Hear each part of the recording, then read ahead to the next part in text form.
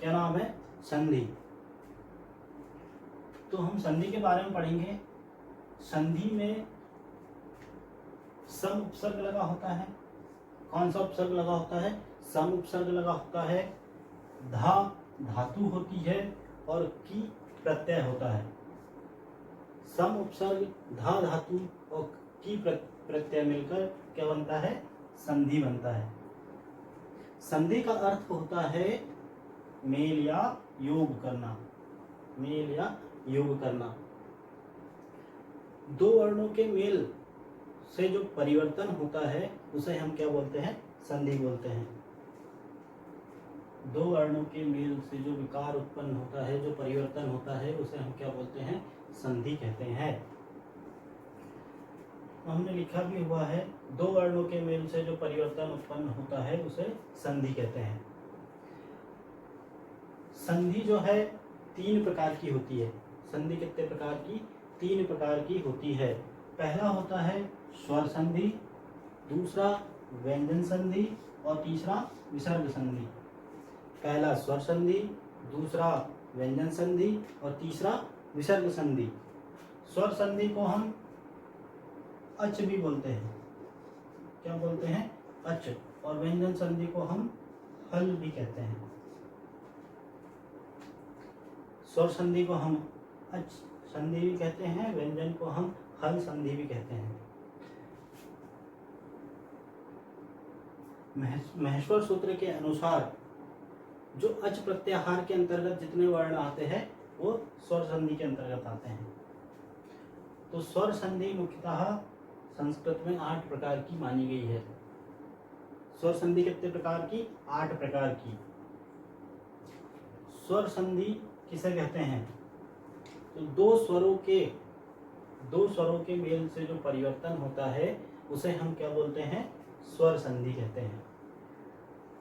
दो स्वरों के मेल से जो परिवर्तन होता है उसे हम क्या कहते हैं? स्वर संधि कहते हैं।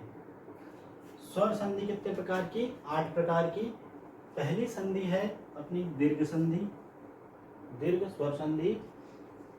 दूसरे है गुण स्वर संधि, तीसरी है वृद्धि स्वर संधि, चौथी है यण स्वर संधि, पांचवी है अयादि स्वर संधि, छठवीं है पूर्वरूप स्वर संधि, सातवीं है पररूप स्वर संधि और आठवीं मानी गई है प्रकृति भाव स्वर संधि।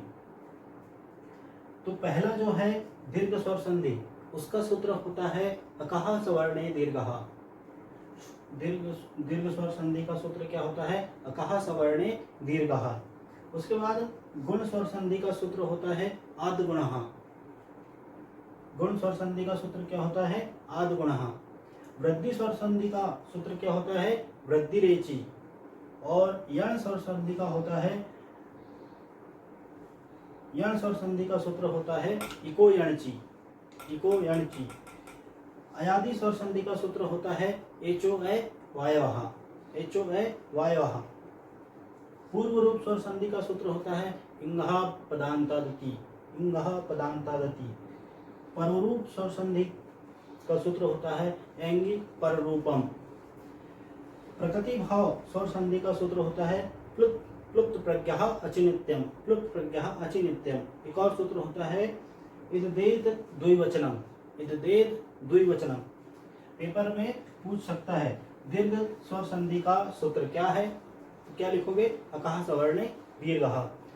गुण संधि का सूत्र क्या है? तो आद्गुणः। वृद्धि स्वर संधि का सूत्र क्या है? वृद्धिरेचि। यण स्वर संधि का इको यणचि।